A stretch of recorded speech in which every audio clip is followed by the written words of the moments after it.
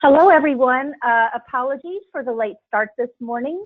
I'm Vicki Healy, and I'd like to welcome you all to today's webinar, which is hosted by the Clean Energy Solutions Center in partnership with the International Support Network for African Development, which is supporting the Mentoring for Research program. Today's webinar is focused on the environmental sustainability in Africa. Before we get started, I'd just like to review with you some of the webinar features. And I'd like to ask our panelists if you could mute your devices while if you're not in presenting mode at the moment. Okay, so to go over some of our webinar features, for audio, you have two options. You may either listen through your computer or over your telephone. But if you choose to listen through your computer, please select the mic and speakers option that is located in the audio pane. Doing so will eliminate the possibility of feedback and echo. If you choose to dial in by phone, please select the telephone option, and a box on the right side will display the telephone number and the audio pin for you.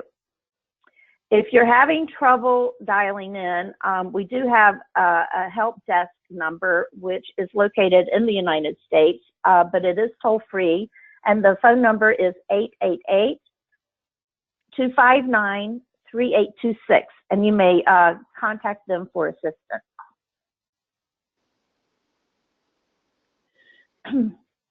Additionally, if you would, I'd like to go over some of the other features. If you would like to ask a question, we ask that you use the questions pane where you may type in your question, and that's located on the right-hand side in your toolbar. If you're having difficulty viewing the materials through the webinar portal, you will find PDF copies of these presentations that will be delivered to you by email from me later. Also, we are recording this presentation, so we will be sending out a link later in about 1 week that will take you to the Solution Center YouTube channel. And at that point, you will be able to go back and review and listen to today's presentations, as well as see a visual, a video of the presentation today. Real quickly, I'll just go over today's webinar agenda. Today, we're centered around a presentation from our guest panelist, Dr. Juliette Biao Koudenoukpo, who joins us, and she will be discussing environmental sustainability in Africa. Before we jump into her presentation, I will provide a very quick overview of the Clean Energy Solutions Center. And then following my presentation, Dr. Juliette will present her presentation. And following that, we will have a question and answer session where the panelists will be able to address questions submitted by you, the audience. And then at the end of the webinar, you will be automatically prompted to fill out a brief survey. So we thank you in advance for taking a moment to respond to today's presentations. Real quickly, just to give you an overview of the Solutions Center, it was launched in 2011 under the Clean Energy Ministerial. And the Clean Energy Ministerial is a high-level global forum to promote policies and programs that advance clean energy technology, to share lessons learned and best practices, and to encourage the transition to a global clean energy economy. 24 countries and the European Commission are members of the Clean Energy Ministerial, covering 90% of clean energy investment and 75% of global greenhouse emissions. This webinar is provided by the Clean Energy Solutions Center, which focuses on helping governments, policymakers design and adopt policies and programs that support the deployment of clean energy technologies. This is accomplished through support in crafting and implementing policies relating to energy access, no-cost expert policy assistance, and peer-to-peer learning and training tools, such as this webinar you're attending today. The Clean Energy Solutions Center is co-sponsored by the governments of Australia, Sweden, and the United States, and we receive in-kind support from the government of Chile. The Solution Center is an international initiative that works with more than 35 international partners across its suite of different programs. Several of the partners are listed on this slide and include research organizations and programs like IRENA, the International Energy Agency, Sustainable Energy for All, and we also work closely with regionally focused entities such as the ECOWAS Center for Renewable Energy and Energy Efficiency. Now I'd like to provide a brief introduction for today's panelists. Today, as I mentioned, we have the pleasure of having the esteemed Dr. Juliette Biao Koudenoukpo, who serves as the UN Environment Director and Regional Representative for Africa. And Julia, I'll be pulling up your presentation now, and as soon as you see it on my screen, you may begin. Okay. Okay. And just let me know when you're ready for me to advance to the next slide. Okay. Thank you very much, Vicky. Thank you, everyone. It's a pleasure to be with you today to talk about environment sustainability in Africa. First of all, let me apologize for the quality of the presentation. I prepared this PowerPoint only 2 hours ago.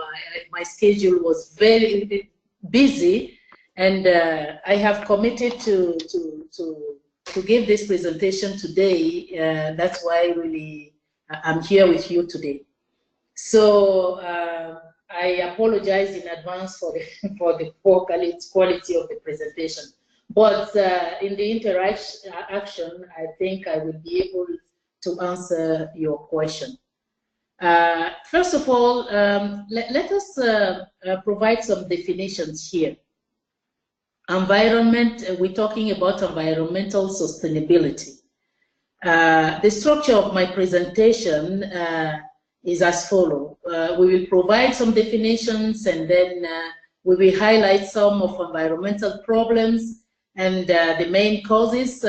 We will provide some figures on the loss of revenue due to these environmental problems, and in the end we'll share the ongoing global and regional initiatives to address environmental sustainability in Africa. Next. Next, Vicky. Oh, there we go. It took a moment. Thanks. Yeah. Okay. So, definition. I'd like to provide definition of environment and environmental sustainability. Environment is defined as what surround the aggregate of surrounding things, condition or influence, what surround us.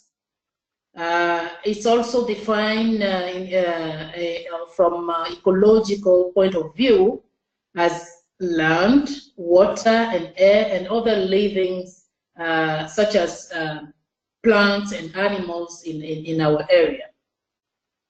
Environmental, why is the world more and more concerned about environmental sustainability? First of all, environmental sustainability, we should understand it as this aggregate of surrounding things and conditions. How do we make it, how do we make a responsive management in a way that it benefits both present and future generation? We're looking here for long-term benefit of what surrounds us. Why is the world more and more concerned about environmental sustainability? It's because we want to leave a legacy to our future generations. And when we talk about environment, we should understand environmental goods and services to respond to the need of both present and future generation when we're looking at long-term sustainability. So, as I mentioned earlier, according to the dictionary, environmental services let's define environmental services. They refer to the qualitative functions of natural and produced assets of land, water, air, including related ecosystem and the biota. You have in this definition what we call ecosystem services, which United Nations Environment Program grouped as into 4 categories. We have provisioning ecosystem services, such as the production of food and water. We have regulating environmental ecosystem services, such as the control of air and disease, climate. We have also supporting environmental services, such as nutrient cycles and crop pollination, and cultural ecosystem services, such as spiritual and recreational benefit. This presentation will focus on the quality of life. We will not be focusing on what's on the goods. We will be focusing on the quality of the environment and how this quality for the environment affects both human and nature. So, as you could see in the definition, we talk about environment from ecological point of view, land, water, and air. Let's start with the air. In terms of environmental problem, Vicky, next please. Yeah, we start with the air. The environmental problem related to the air quality is pollution. Pollution in terms of pollution of air, pollution of water, pollution of soil, and it is estimated that 28% of diseases in Africa are associated with environmental risk, from the use of pesticide, from the unsafe and sound waste management, from the use of biomass for energy. Pollution we can also talk about pollution from what they call this kind of pollution. Anyway, let's go. One other problem is urbanization. Due to the rapid, population growth, and as you know, Africa is home to the fastest growing country in terms of population growth.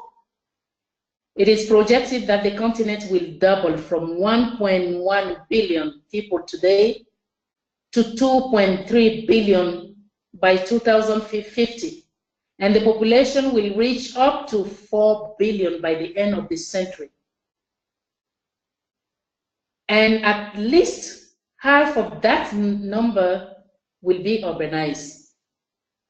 By the end of the current decade, 24 of the world's 30 fastest growing cities will be in Africa, according to York in 2014. Urbanization is linked to poverty.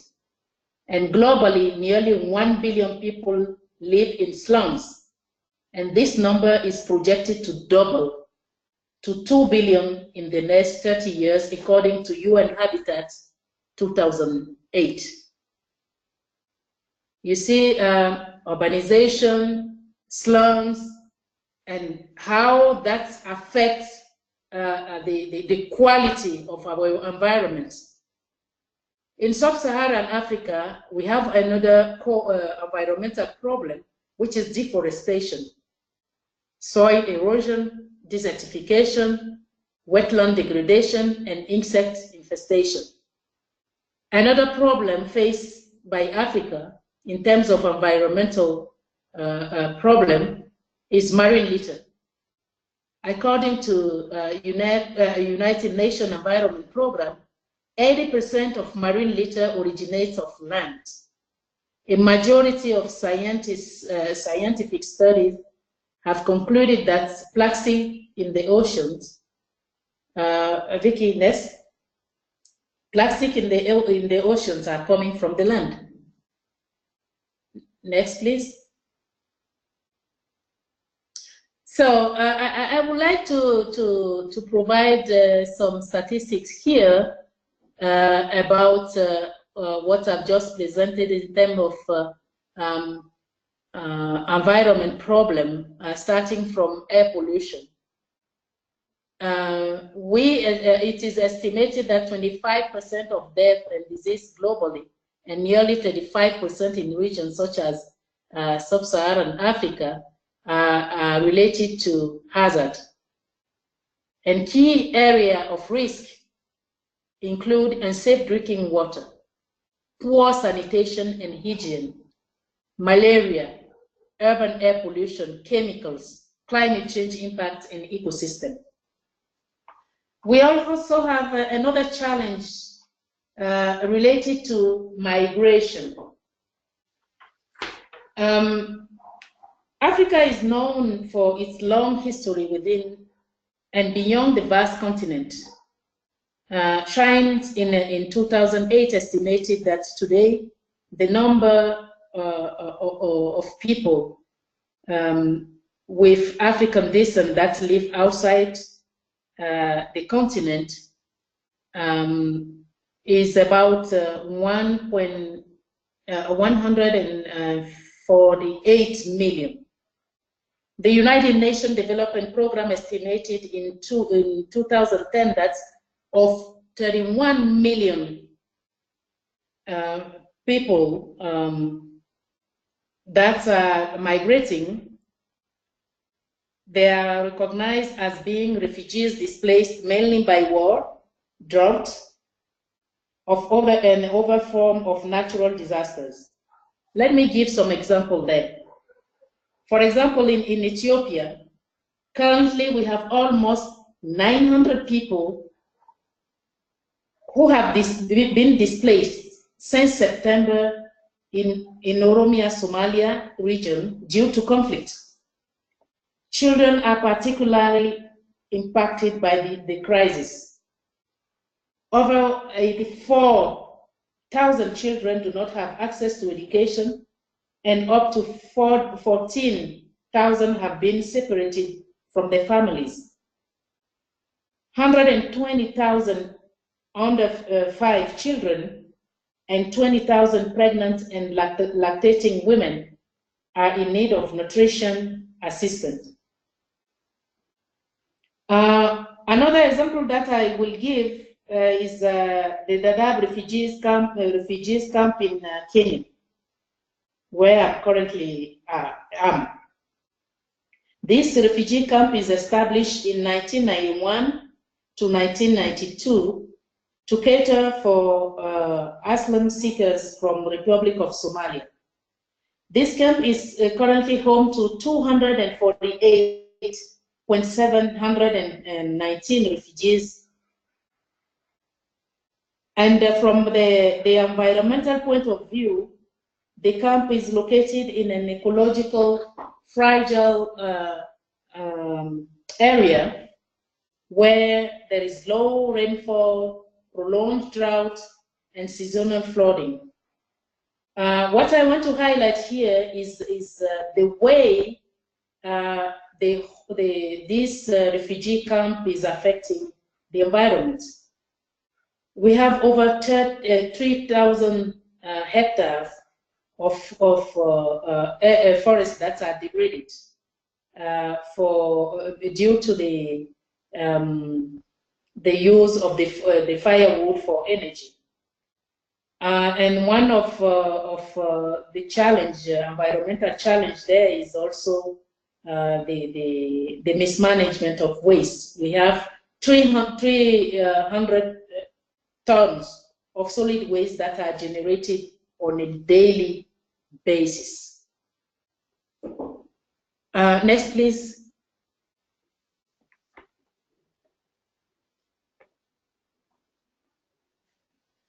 So here, next again, please. No, please stay there. So stay there, please. The global environment assessment that is conducted by the Food Agriculture the United Nations Food Agriculture and Agriculture Organization (FAO), conducted between 1990 and 2015, reported that Africa and South America are largest forest area lost in the tropic. Talking about another challenge, which is desertification. According to FAO, between 1990 and 2015, average per capita forest area declined from 0.8 hectare to 0.6 hectare per person. This is because, you know, the afforestation projects have positively impacted the environment. Another challenge is illegal or legal logging of forests, and there in Central Africa, it is estimated that logging concessions, primary forests cover an area the size of Spain, and that United Nations Environment Program in 2006 estimated that deforestation could release more than 34 billion tons of carbon into the atmosphere by 2050, which also is an impact on climate change. Next, please.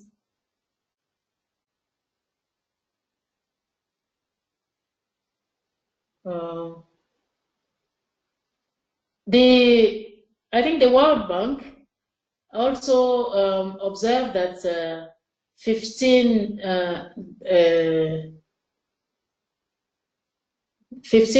billion globally, including $5 billion in government revenue loss, is unpaid taxes, royalty, and other fees.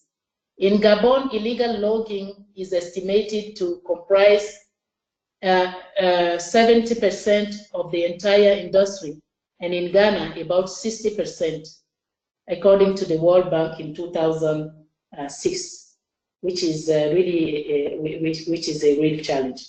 Please, next.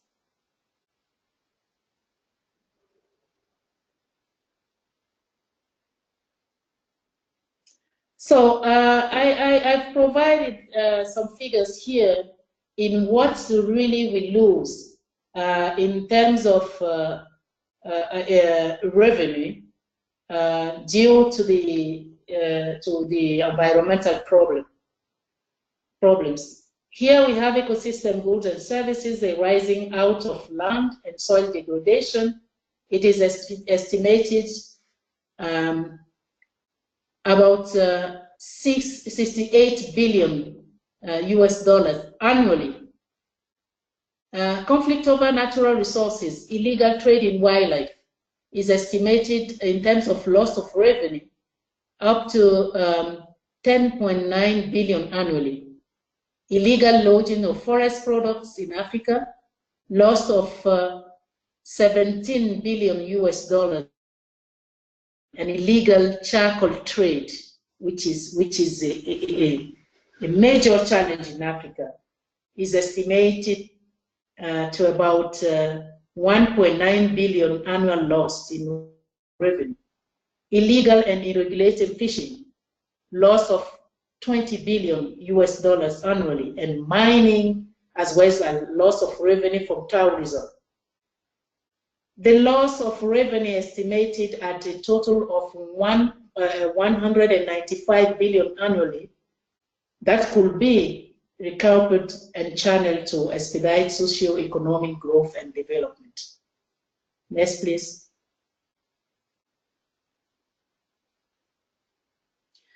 What are the main causes of this environmental degradation? In Africa, I think one of the major causes is the over-dependence of Africa's rural population on climate-sensitive sectors, such as agriculture for livelihood. We also noticed that the development of the new technologies have generated an increase in solid mineral mining and oil exploration. And of course, the ways the unsafe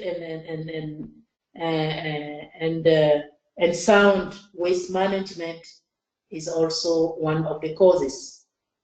Lack of basic sanitation service. UNICEF in 2017 reported that 2.3 billion people still lack a basic sanitation service. And among them, 892 million people in Africa. We have also one of energy consumption. I mentioned it earlier, which is the dependence on biomass for cooking, for heating, especially in sub-Saharan Africa. Next, please.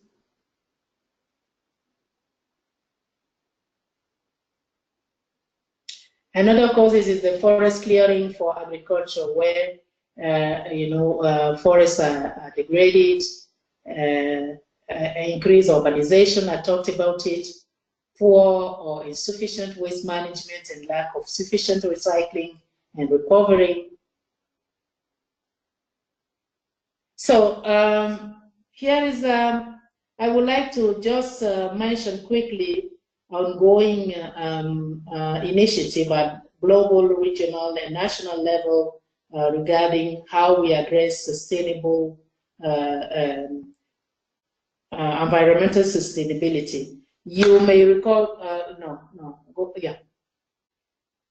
you've heard about the 2030 Agenda and Sustainable Development Goals that were adopted in 2015. And prior to the adoption of the Agenda 2030, there was a common African position that was formed, and that informed also the 2030 Agenda. And what is important to notice in this 2030 Agenda and Sustainable Development Goals is that as compared to the Millennium Development Goals, the 2030 Agenda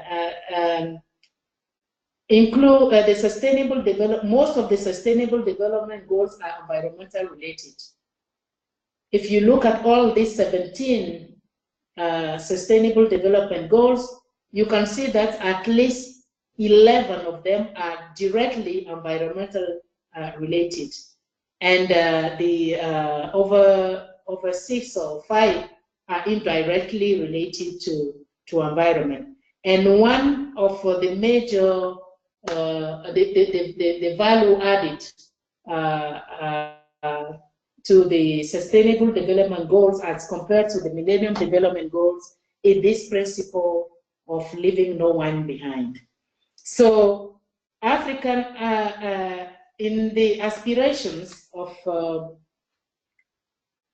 the 2063 Africa Agenda, there are some aspirations that really show clearly the will for African continent to address the unsustainable environment, recognizing that Africa depends a lot on natural resources, and that there are some practices and behavior that are really affecting our environment, and in turn is really increasing poverty, it's increasing diseases, and that has to be taken into account as a priority. And that is really very clearly highlighted by the African Ministerial Conference on Environment, which is a platform where ministers of environment of the 55 countries gathered and made a set of decisions on key environmental issues on the continent. We also have the United Nations Environment Assembly that gathers 193 member states, and which is a high-level decision-making body on the environment. The Environment Assembly usually takes place every 2 years, and the last one was held last year, from December 4th to December 6th, under the theme towards a pollution-free planet. Again, Africa Group was given an opportunity to form its common position that fit into the ministerial conference, at the ministerial outcome document, where you could see that member states really committed to reinforce the engagement on environmental sustainability.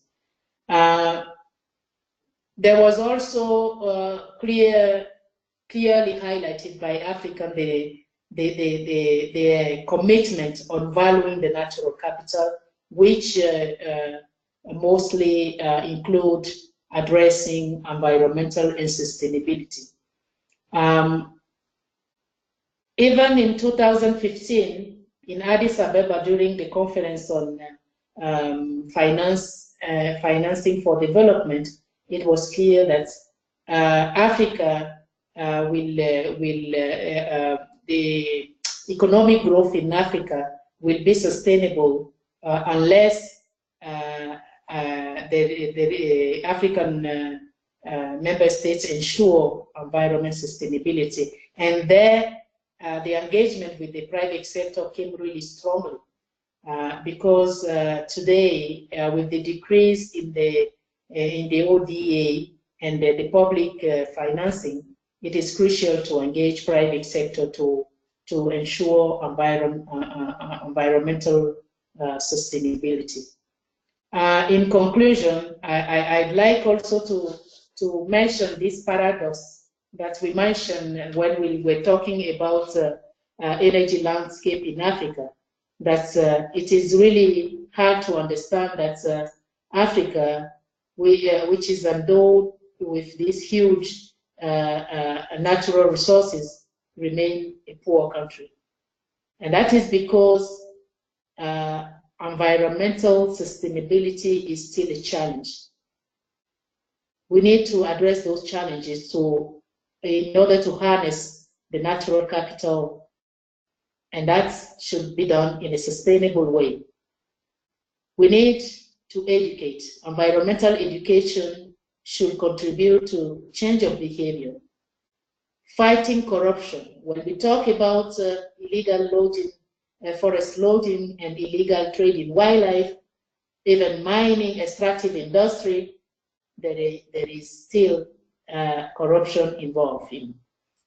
So we will be able in Africa to mobilize domestic resources unless we ensure environment sustainability. We mentioned ecosystem services. These ecosystem services can be really, we can pay for ecosystem services. Ecotourism is one of the biggest area that can provide employment for our youth. And while also providing return on investment for conservation of our natural resources. And of course, engaging with the private sector is a key. Something that I did not talk about and which is important to share with you in terms of ongoing initiative to ensure environmental sustainability, to ensure safer environment, is also include our multilateral agreements. And I would like really to share with you one of the treaty that is a treaty of African nations, which is on prohibiting the import of hazardous, including radioactive waste in Africa. And this treaty is known as the Bamako Convention. The convention was negotiated by the 12 nations of the Organization of African Unity, which has become African Union. And that was in Mali in January 1991. And it came into force in 1998. Impetus for the Bamako Convention arose from the failure of the sister convention called the Basel Convention. Its failure to prohibit trade of hazardous waste to less developed countries, and from the realization that many developed countries were exporting toxic waste to Africa, such as cocoa case in Nigeria, Probo koala in Cote d'Ivoire in 2006, and many other cases that have not been even reported. To date, out of we have 25 out of the 55 countries that are parties to Bamako Convention. 17 others are signatories and are yet to ratify the convention, leaving behind 13 countries. A UN environment is providing technical and financial support to this to the implementation of the Bamako Convention through its secretariat. And we have just held the second conference of parties to the Bamako Convention, where it is noteworthy that African ministers reaffirm and renew their commitment toward the pollution-free Africa through their support to the implementation of the Bamako Convention. The ministers also affirm their ambition proclaimed in Bamako at the first conference of the parties to protect vulnerable groups, including children and poor community, from negative impact resulting from unused unsafe chemical and the use of unsound waste disposal, and to prevent Africa to become a dumping ground from toxic waste through an effective implementation of the Bamako Convention. The minister also ensured that the permanent secretariat for the Bamako Convention is established as soon as possible in this regard, and their whole heartedly accept the offer extended by the government of Mali to host the secretariat. And that really shows that African ministers are really taking ownership of this treaty, which is very important for Africa. Otherwise, Africa will become a dumping ground for developed countries. So I just wanted to highlight, to share this information about this convention, as it is related to what we are discussing today. Pollution is an issue in Africa in all forms of pollution, being air pollution, water pollution, soil pollution. It is a major challenge in Africa. I thank you for your attention.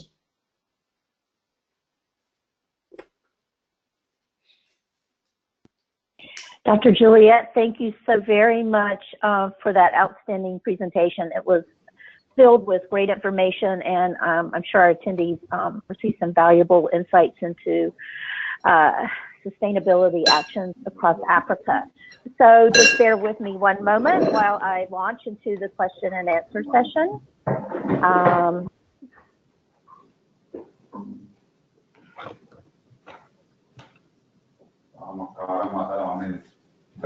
I'll be with you in just a moment.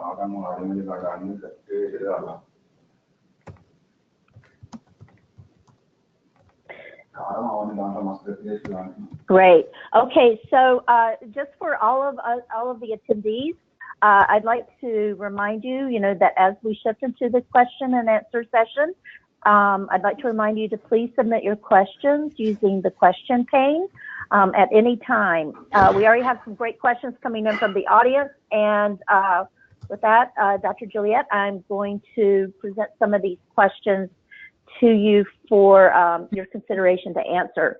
And I know you've touched on a lot of these topics already, but there have been some questions that might require a little more detail. The first one's around hazardous waste. And the question is, how prepared is Africa in terms of dealing with hazardous substances and waste, referring to the act of processing, of discharging the harmful waste substances that contaminate water, soil, and air, and pose a serious threat to humans and the environment, even in low concentration. So based on those parameters, how prepared is Africa to deal in terms of, how it prepares Africa for dealing with hazardous waste substances and be it through recycling or other means?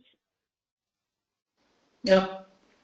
Thank you very much, Vicky, and thank you to the participant who asked this question. You see, I've just shared with you the Treaty of African Nation, which is the Bamako Convention. I wouldn't say that African countries are well prepared. They are not.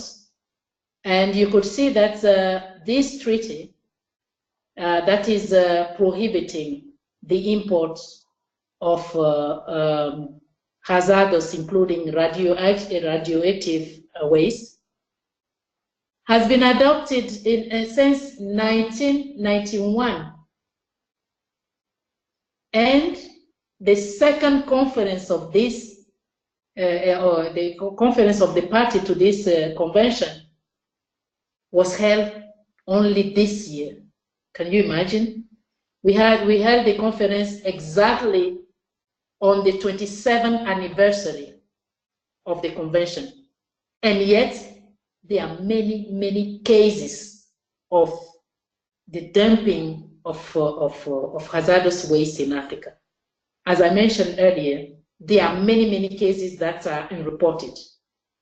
The Probo Koala incident in Cote d'Ivoire really triggered this commitment of African countries to reaffirm their engagement and to really look into how to address the issue related to hazardous waste in Africa. And I have to say also that the third Environment Assembly, held under the theme Toward a Pollution-Free Planet, that has adopted many resolutions related to all forms of pollution, also trigger this commitment of African countries. So experts gathered and they developed an action plan toward implementation of the Bamako Convention. And to tell you at the point that the reaffirmation of this commitment was really demonstrated through interest of many countries to host the next convention, the next conference of the parties to this convention, and also many countries has expressed their willingness to host the Secretariat because they don't want to continue to depend on the United Nations Environment Program. given the importance of the issue. And we will have an extraordinary, according to the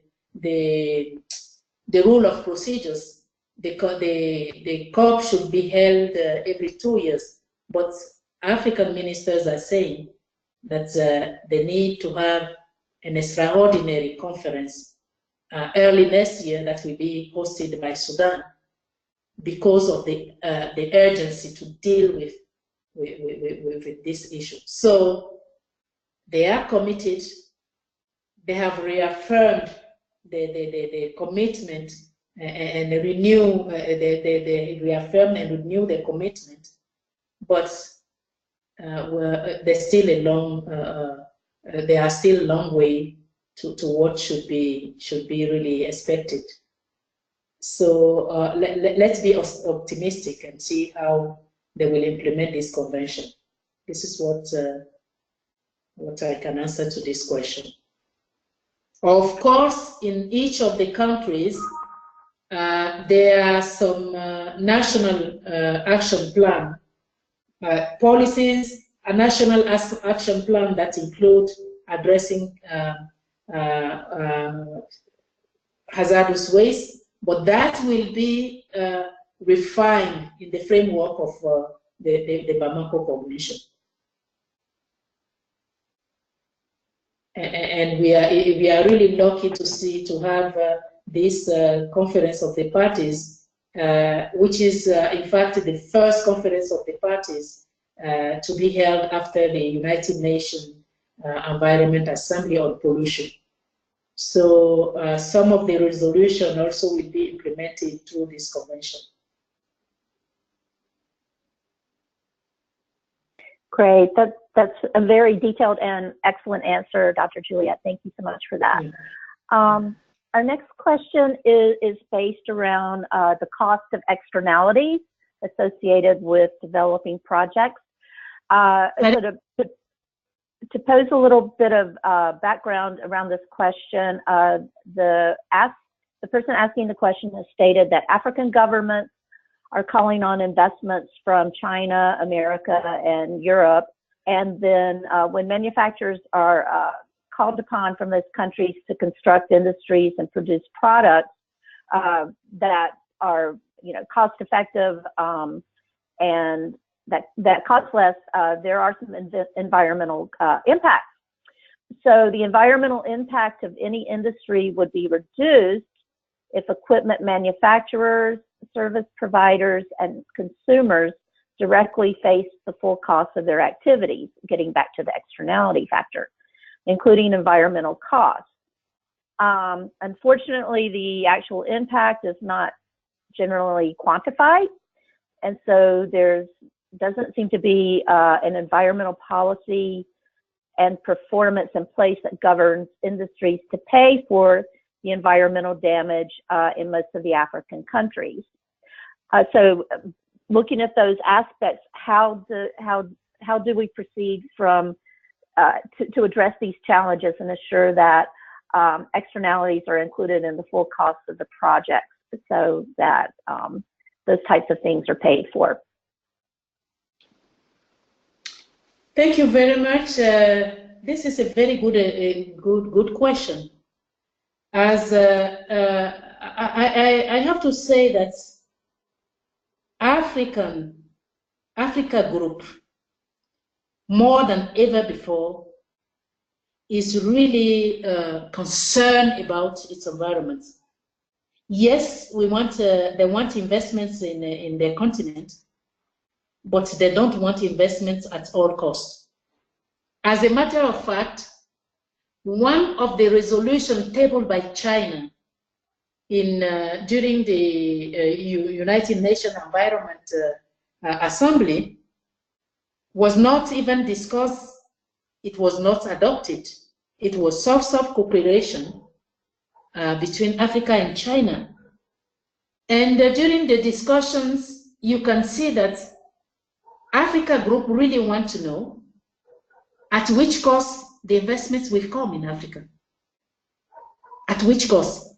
We currently have an intent signed between China and Africa on a collaboration center on environmental technologies center between Africa, and it will be a tripartite agreement between the government of Kenya that will host the center, but a regional center, the UN environment, and China.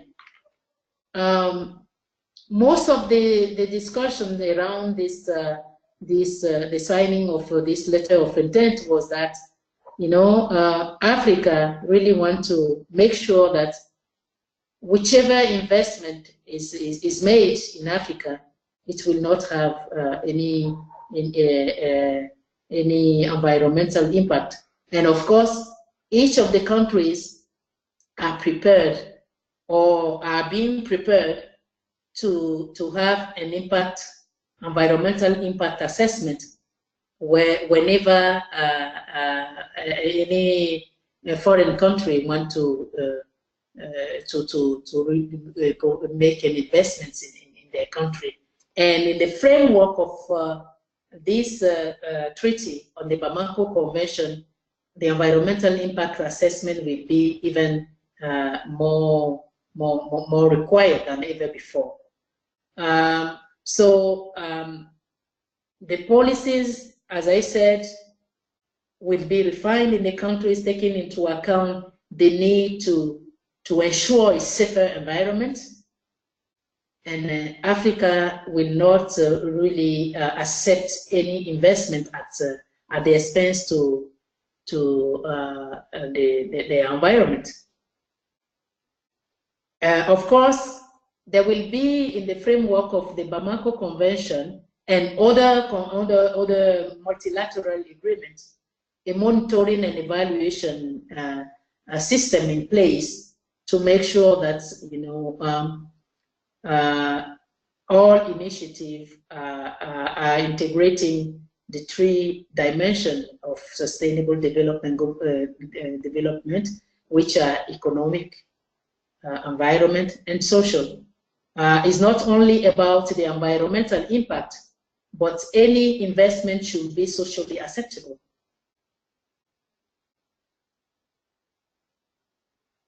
Great, thank you so much. Our next question, and they are coming in quickly, so I'd like to thank our attendees for all of these great questions coming in. This is a rather sort of simple but broad question, and that is, what is the role of the health sector in helping with environmental sustainability? This is also a very good question. In my tenure of Minister of the Environment, I was part of all of the Ministers of Environment who signed what we call the Libreville Declaration on the linkages between health and environment. That was in Gabon in 2008. In fact, in my presentation, I mentioned that it is estimated that 28% of diseases in Africa are related to environmental risk. And African governments, they realize that if they have a safe environment, the cost in public investment in health will decrease. This is why during the Libreville Conference on Health and Environment, the linkages between health and environmental risk were demonstrated, and the ministers came up with a declaration through which they commit to ensure cross-sectoral coordination between both ministries of health and Ministry of Environment to make sure that a safer environment can really decrease public investment, public funding in health sector. Since 2008, in each African country, there is a mechanism in place through which these two ministries work together. And the follow, I think this year, myself as the regional director for Africa at UN Environment, and the regional director for Africa at the World Health Organization, we are organizing this year's conference on health and environment, and that will be in Libreville, Gabon, just to take stock of what has been achieved so far, what are the major challenges, and how we can address those challenges. And this conference will be held in Libreville, Gabon, July or August this year. So yes, there is now a cross-sectoral coordination between those ministries, and also through our projects, through UN Environment projects on poverty and environment initiative, we could develop some economic tools with ministries of finance to demonstrate that the cost of inaction to ensure safe environment is very higher than what could be spent or what could be invested to address environmental challenges. And this project is having a positive impact in each of the countries involved.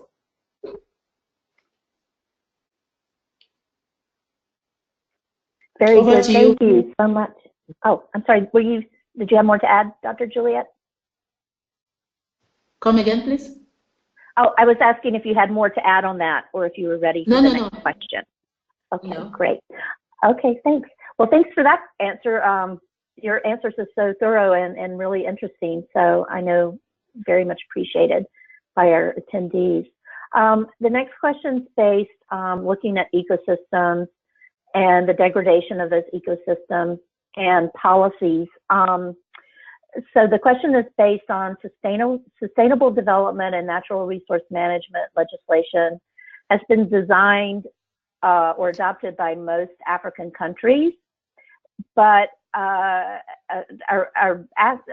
person asking this question is stating that they see very little being done on the implementation side. So is it a matter of we need capacity building for government officials who would be implementing policy actions? Could that be part of the issue of that? And also, is there a need for structural development of an implementation program? What are your recommendations around this policy issue? Thank you very much, Vicky. Thank you. I think the participant who asked this question is a good observation. We have a plethora of policies. We have a plethora of strategies in African countries. We have a plethora of action plans. Even before the Conference of the Party to the United Nations Framework Convention on Climate Change, there were many action plans in place that include addressing environmental and sustainability. The problem is implementation. How do we walk the talk is a problem. One of the major challenges there is institutional instability, especially in the Department of the Environment. The shifting of the ministers of environment is very frequent. And it speaks to the level of the consciousness of our leaders on the environment. It is easy really to bargain the environmental department with political parties than any other ministerial department. And they keep on changing them. You will have one minister today, two months after he's gone. And this continuity in administration is not really there. The capacity is also a problem. Most of officials in this department have weak capacity that has to be built. One other thing that we are addressing now is those who participate to the negotiations at global level are the ministers of foreign affairs, who don't necessarily have the knowledge on environment. They don't have really the background for them to negotiate properly at global and regional level. And this is this disconnect we are trying to address through what we are now organizing, and it's called environment diplomacy, where we equip the diplomat with the knowledge required to negotiate on the environment. And I really appreciate, and it's having an impact. During the third conference on the environment, it has produced a positive impact in that we could see the Africa group participate very good, very in an excellent way in the negotiations. And that will still continue. It will go beyond just reinforcing the capacity of the Nairobi-based diplomat, but we are also building the capacity of Addis Ababa-based diplomat, as Ethiopia is Addis Ababa is the diplomatic capital of Africa, and where it is also home to the African Union Commission. We will also reinforce the capacity of the Africa Group in New York and in Geneva, and coordinate the activities so that to really strengthen the Africa voice in negotiations. So we are in this process, and also we are strengthening the capacity of ministries, environmental, in Department of Environment, and also finally the African Ministerial Conference that is a platform for African ministers to craft decisions and also come up with key resolution on environment, is also kind of taking more and more responsibility, and also improving the participation of Africa Group in negotiations.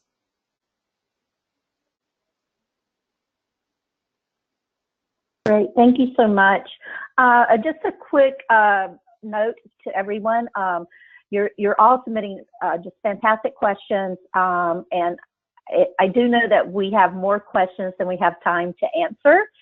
So if we do not get to your question during the session, I will be sharing them directly with Dr. Juliette so that she can respond to you directly through email regarding your question. So if we're not able to get to your question, I apologize, but we will follow up with some answers. Now, the next question, Dr. Juliette, this is a simple question, but I think it's an interesting one because it's something I grapple with in my work, is looking at rural areas across Africa. How do we address achieving a sustainable environment in these areas where it's often difficult to convey information and resources to help them address their actions related to creating a sustainable environment.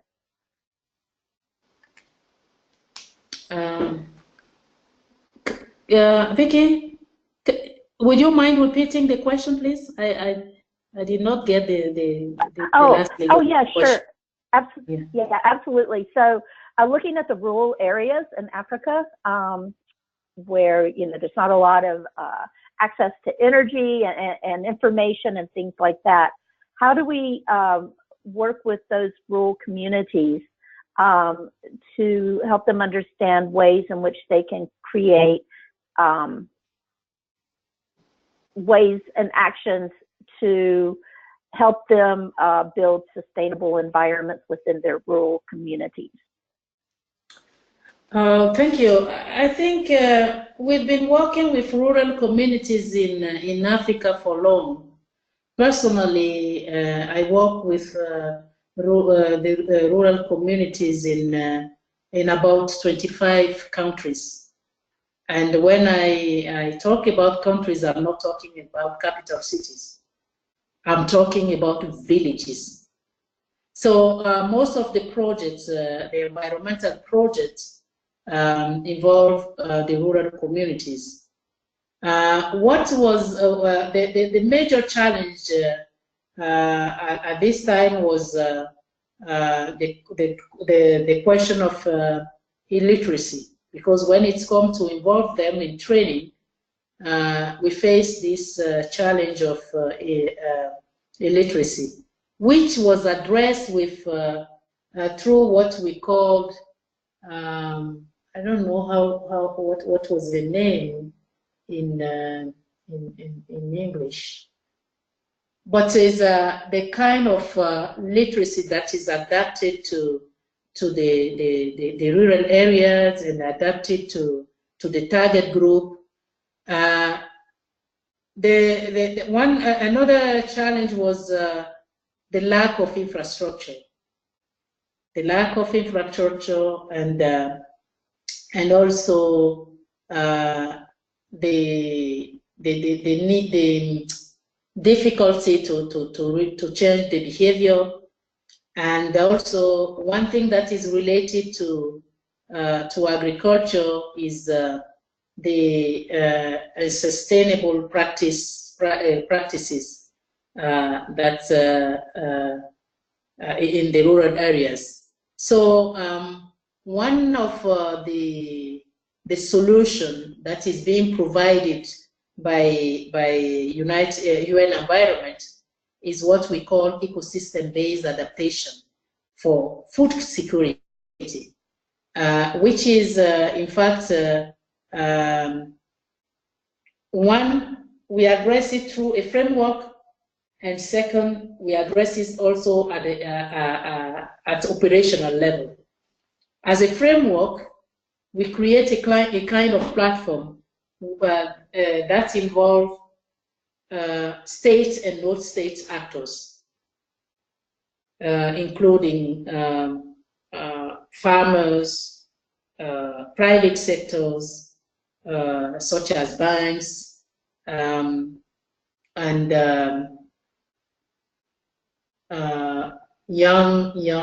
youth, women, and different, a diverse range of stakeholders who can work together and adopt the practices of ecosystem-based adaptation, and also who can receive grants from the banks, what we call innovative financing, only if they have adopted the ecosystem-based approach. And through this approach also, we kind of promote the value agro chain. And you can see that in each steps, from the raw material, we also look at how to reduce the carbon emission. In the processing, the commercialization, the trade, all these steps are looking to very careful and see and bring into the solution to reduce low emission.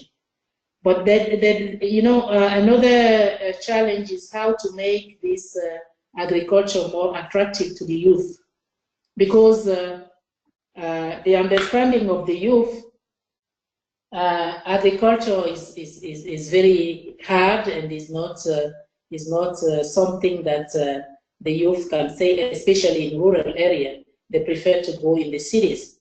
But today, if we can find a way to link agriculture to what is more interesting to the youth, for example, information, the new technology on information and communication, if we can find a way to create that link, I think agriculture will be more attractive to the youth, and we can really address youth unemployment somehow. So basically, the main challenge to address in rural area is first issue of infrastructure, and also capacity building and education. Over to you. Thank you. Oh, great. Yeah, another great answer from you, Dr. Juliette. Thank you so much. I think we have time for one more question. And then at that point, I'd like to turn it over to Mr. Adedoyin Adeleke, who is leading the work at the International Support Network for African Development and leading the work on the Mentoring for Research program. So we'll save a few minutes for him. But one last question for you, Dr. Juliette, is around something else that's kind of near and dear to my heart because of the work I do at NREL, and it is related to biomass for energy. Can you speak a little bit to the environmental impacts in Africa related to developing biofuels, biomass pellets, and biogas, of course, using biomass for these products? What are the environmental impacts and degradation in Africa issues around that technology? Thank you, Vicky, and thanks to the participants. I mentioned in my presentation that Africa is strongly dependent on biomass for energy, and we have in collaboration with the African Development Bank, UN Environment has developed the Atlas of Africa Energy Resources. We have we launched this Atlas last year in Durban, and one of the key findings of this Atlas is that due to the high cost of energy access in Africa, and especially in sub-Saharan Africa, if the ongoing initiative of the African Development Bank on energy does not really succeed, it will take up to 2080 to Africa to have full access to energy, which means that by this time, African countries will be relying on biomass for energy, which means that the forests will continue to be degraded, which means that deforestation, erosion, and pollution will still continue.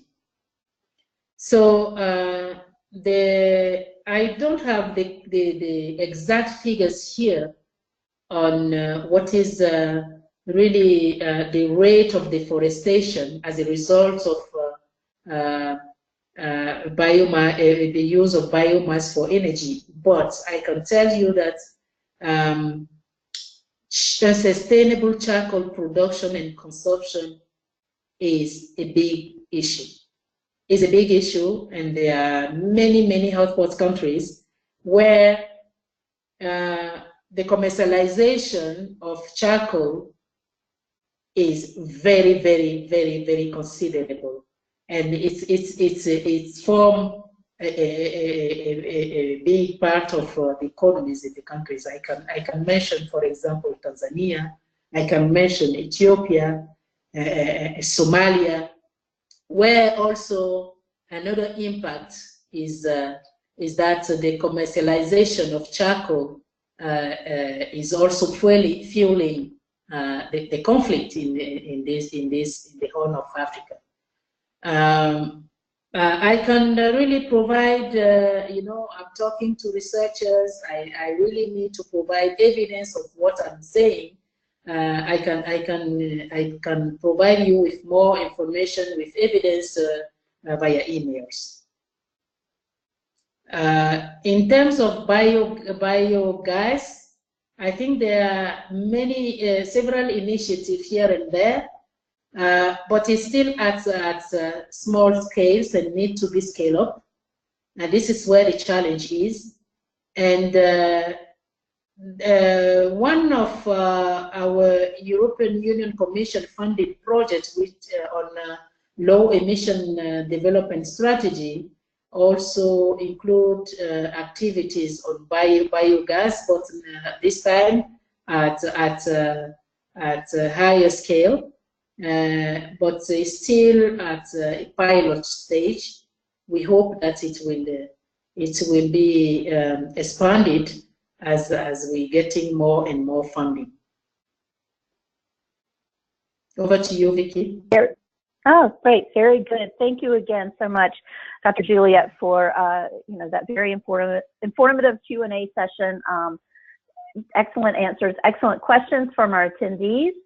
So with that, before we have our closing remarks, Adedoyin, would you like to make a few remarks to our attendees? Thank you very much, Vicky. Can you hear me now?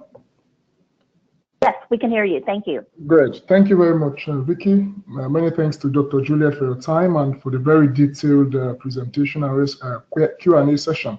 But before I make my remarks, somebody asked a question asking about, so the question says, environmental sustainability is a big issue. It also requires to use municipal waste as a source of energy production. That's true. It's a problem of many towns in Ethiopia and also could be a problem of other developing countries in Africa. Hence, is there any plan on a project to work on this? Now, there are a number of initiatives like Dr. Juliette has mentioned, a number of projects going on. Of course, many of them are still at the pilot stage and things like that. But there is a mega project in Ethiopia, particularly in Addis Ababa. I don't know if the participant that asked the question knows about it. That is what we call the REPPIE project. It's REPPIE project. You can Google it, and it's also on our Facebook page. I posted something about it on our Facebook page. It's a project that it's both solving energy issues and then and environment issues, because it's incinerating per day 400 tons of municipal waste and converting to electricity. And by that 1,400 municipal waste represents 80% of the daily municipal waste of the whole city of Addis Ababa. And by that is supplying, the electricity that is going to be supplied from the project represents 80% of the household energy demand in Addis Ababa. You can search it and then you can see, if you check our Google, our ISNAD Africa Facebook page, you're going to see something about it, and then you can link to read about the project more. I hope that helps. Of course, there are also clean energy, clean cook stoves here and there in a number of countries. So I want to thank Dr. Juliette for this. Adedoyin, sorry, can I add on to that? Yes, please. Go ahead, ma'am. Yeah, I'd like to say that there are several initiatives on waste to energy that are happening with the support of UN Environment in Addis Ababa, in Ethiopia, in Ghana, in Burkina Faso, through the European Union Commission funded project that we call Switch Africa Green. Please, if you can Google it and see, or if you like, if you want, I can forward some information about it. it's really gaining momentum. Waste to energy. In Ghana, they are really very good success stories that can be shared with you.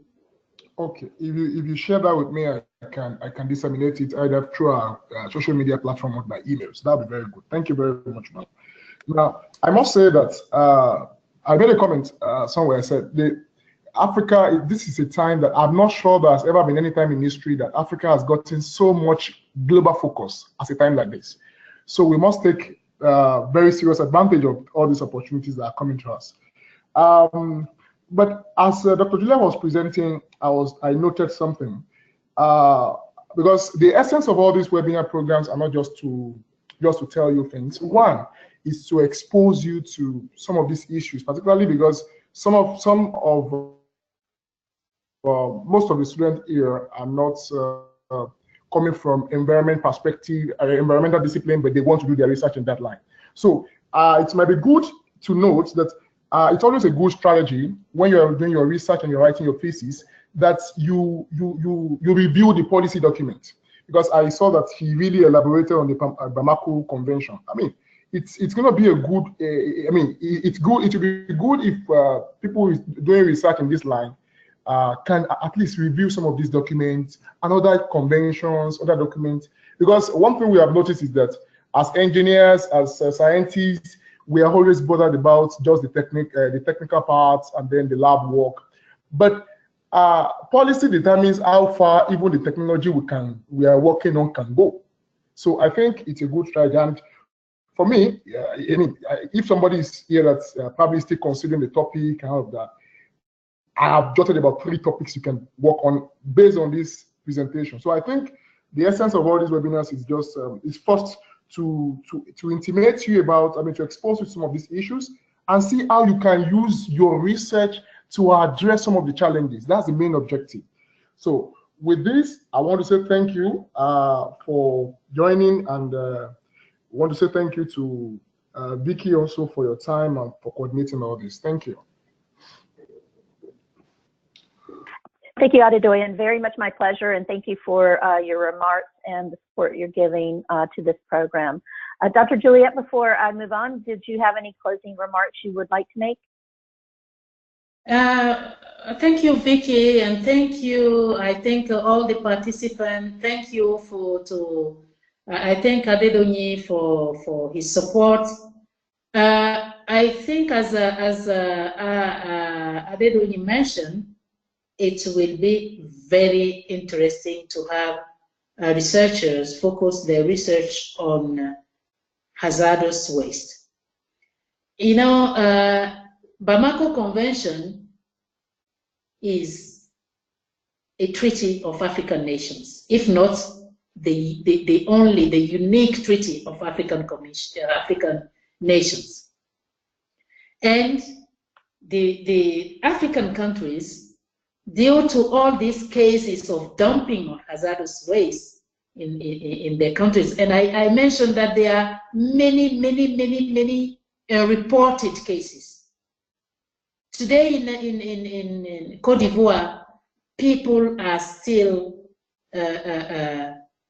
suffering of the disease, having been affected by the dumping of the hazardous waste. Prior to Bamako Convention, the Basel Convention was adopted in 1987, which addressed only the movement of transboundary waste in Africa. At that time, the radioactive wastes were excluded. And now the Bamako Convention is more rigorous and is also include a larger number of hazardous waste that have to be banned from the import in Africa, and they took this decision because they realized that Africa doesn't have the required technology to deal with those wastes that were imported in their country. So the level of environmental consciousness in Africa is very high now. The environmental dimension is gaining momentum in Africa. Africa voice is being very, very strengthened, and they are participating effectively in both global and regional processes. This is the moment that you should really focus your research to help us to address those challenges. Thank you very much. Great, thank you so much. So before we conclude, just a few notes. First of all, on behalf of the Clean Energy Solutions Center, I'd like to extend a very hearty thank you to Dr. Juliette and to Adenoyan, who is our partner through ISNAD Africa. And of course, to all of you, our attendees, for participating in today's webinar. We very much appreciate your time and hope in return you receive some valuable insights from the presentations. I'd also like to state that we will be posting this webinar to our YouTube channel, and we will send you a link to that recording and PDFs of these presentations by email in approximately 1 week. And then you may also access other valuable webinar recordings at the Clean Energy Solutions Center's YouTube channel. We've provided links on this slide for you to access that information. And then finally, I'd like to ask you if you would mind taking a moment to complete the short survey that will appear on your screen when we conclude the webinar. So with that, I just want to wish everyone a great weekend. Enjoy the rest of your day or evening. And we hope to see you again at future Clean Energy Solutions Center events. With that, this concludes our webinar. Thank you. Thank you. Bye. Thank you. Let's stay in touch.